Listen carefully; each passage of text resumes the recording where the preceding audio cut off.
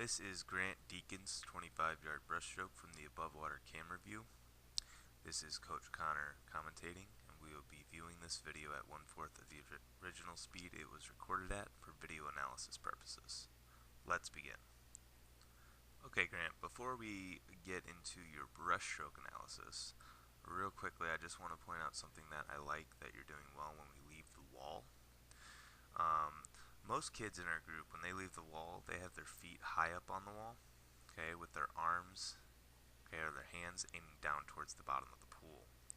What you're doing right now, and what I like, and I want you to continue to do, is that you're leaving with your feet more centered on the wall, okay, and therefore we leave the wall at a more centered position, more even position with our entire body, so we're not uneven, okay. So I want you to continue thinking about doing that, having the feet and the hands leave the wall in the same direction, okay. So that's excellent. Now, as we do leave the wall, although we have an even body position, we want to make sure we have a tight streamline position as well. Okay, right here, pretty tight. This is where we want to be for the most part, but we can close that gap that you see. Okay, although it's tiny, okay, it's still in the world of swimming. Oops. In the world of swimming, that's a little bit too big of a gap that we would want. Okay, we want to be able to get rid of that line with your streamline being as tight as possible. Okay, the head is down, so that's good. That really helps keep that body position that you create when you leave the wall. But we want to make sure we complement that great body position with a tight streamline, arms fully extended, reaching for the other side. Okay, and you can see it kind of opens up a little bit too after you leave the wall. We want to make sure we keep it tight until we begin our pull-out. Now, as we begin the pull-out, there's very minimal separation as we go right into the pull, so that's good. We don't want to bring the arms too wide out. So that's excellent right here. This is where we begin our we want to begin our pull from right here. Okay, bring it down towards the chest, all the way through down to the hips. You come out a little bit wide, not as wide as most people, but I want you to notice your hands as you're beginning the initial pull. The hands are sweeping out as opposed to down and through. We want to go down and through to the hips as opposed to out and around to the hips. So you come out just a little bit wide, but you do a good job of bringing it in and closing down towards the hips. If we can just get that first initial pull through to come down and through towards the chest, so down towards the chest and then through to the hips as opposed to out away from the body and then through to the hips, that's going to help increase your power and your speed just enough to where you can really maintain that strong speed that you have from your push-off. I like that the hands are finishing down through to the hips. They come down to the side. The head is staying down. If you notice your legs in the back, they could be together a little bit more. Okay, the streamline is not just through the arms, it's through the entire body. So I want you to kind of think about that too in the next few practices, is that when we streamline, it's the entire body acting in a streamline, not just the arms. So if we have our feet together, legs come together, we're able to cut through the water more efficiently. Now, I do know that I said I liked your body position when you left the wall, and it was very good, but do take note of how shallow we are. We're already starting to kind of break the surface a little bit through the pull-out. So if we're able to keep that streamline nice and tight to complement that body position, we're going to stay underwater just long enough as we begin to go through the pull-out. Let's bring it back a little bit. Okay, I do like this. The hands are staying inside the body line, underneath, kind of right here. I can't see your hands. That's good. We want that. We should not be able to see your hands as they come up through to the streamline. That means they're underneath the body. That means they're nice and tight, okay, along the stomach line, and they're going up past the head here. And that's great. Through, right over your face. But as soon as we do that, the head lifts up. Okay, the head lifts up. We want to keep that head down. Okay, if we can keep that head down as the hands come through, it's going to make that pull out a lot better. So complete the kick, the The kick's coming through. Now this I'm going to touch on a little bit more. But if the hands are up here, okay, and our kick is still coming together, so we have our hands together reaching forward nice and extended for that wall in front of us. Okay, I like that a lot. But if our legs down here are still apart, we need to keep those hands in front until we complete the kick. So as you notice, your hands are beginning to move before the feet come back together. Okay, what we want to do is what we call riding the glide. If we keep those hands out in front, wait for the feet to come back together, okay, and let the momentum of the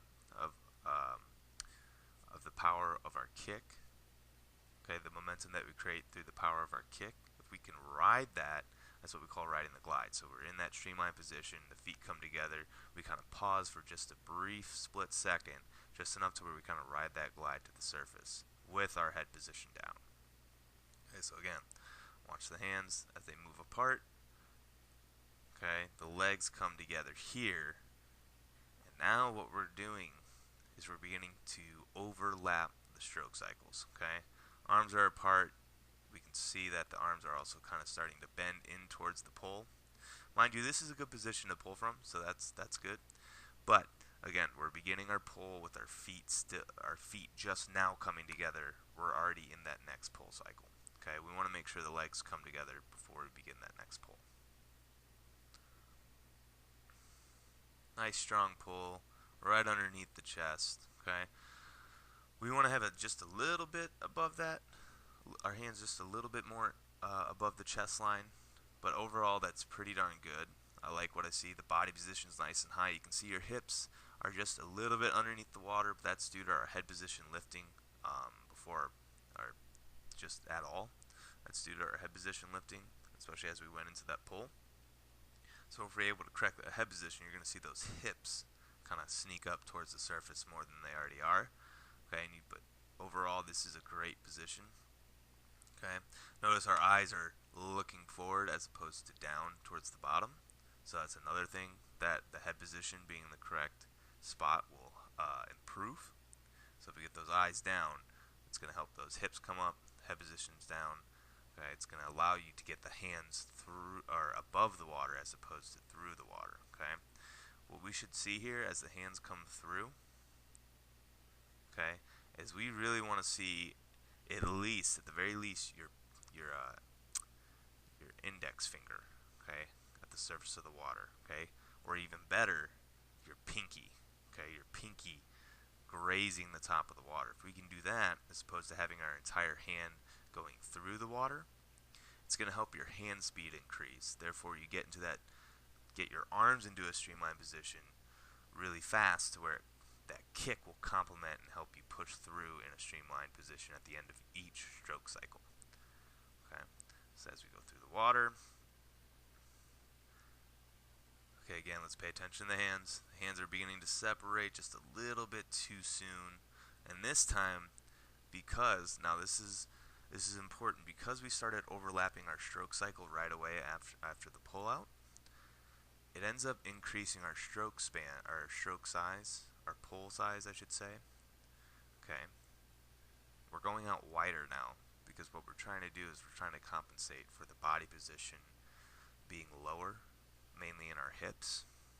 Okay, and our upper body gets affected by it too, but we go wider because our stroke cycle being off is throwing our body position out of line as well.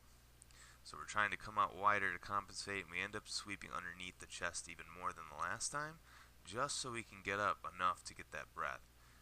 Now you can see your shoulders are getting out of the water, but our lower half of the back, okay, is underwater now. So we're beginning to get caught underwater.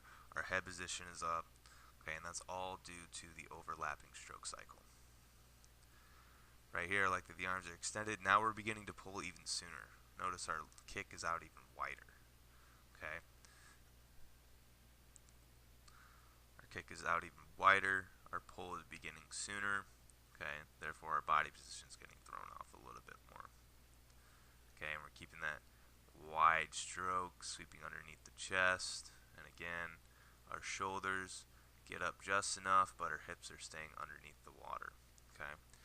And this is important. I'm not trying to nitpick at your stroke, because overall it's good, because there is a lot of power in it. It's just due to your timing. So let's rewind all the way back. And this all stems from the pull out and the first stroke. The idea of leaving the wall, whether it's a start or a push off, is that we want to maintain whatever speed we have off that wall through great timing and great body position. Okay, and what you do a great job of having steady body position leaving the wall. It's just maintaining it that is most age groupers struggle with maintaining that speed and that body position off the wall. So for you, it's gonna be a lot easier to get to, because you're already setting yourself up in a good body position. It's just making sure we're patient with each stroke, okay, and keeping our head down. Let's watch it at the full 1/4, okay. We're able to keep that head down right here, right here. That's where it all goes, okay. That's where we begin to lose our body position. Therefore, it leads to our strokes slowly breaking down throughout the 25. Okay?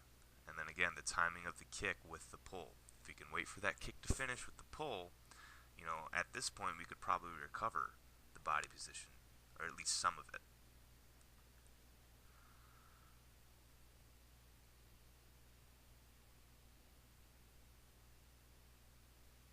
So again, I think all the fundamentals are there in terms of the width of the pull when you have great body position. Okay, it's just learning how to maintain that body position throughout with the proper timing of each stroke, okay, and giving yourself that advantage of really utilizing that good push off the wall that you have.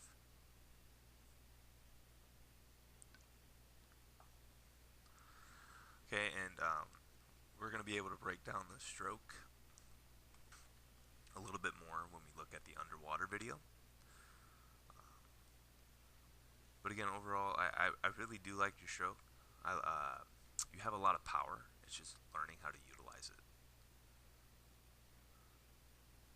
So if you have any questions for me about this video in particular, or if there's anything that you don't understand that I was saying today, please let me know, and I will be happy to break it down further and answer the questions that you have. And if you have not already, please go to your underwater video, and we will continue on from there.